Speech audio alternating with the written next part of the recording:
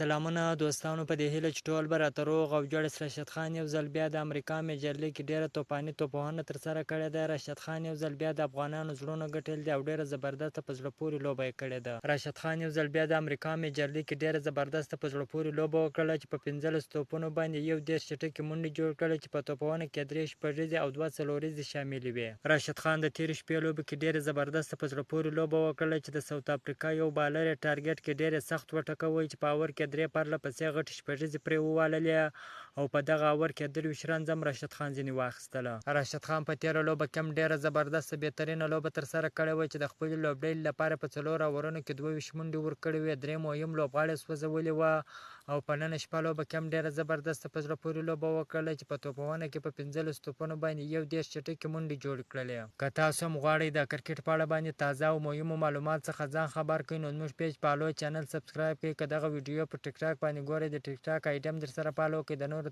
تازه معلوماتو لپاره زموږ سره اوسئ. تر بلې ویډیو پورې د الله په امان.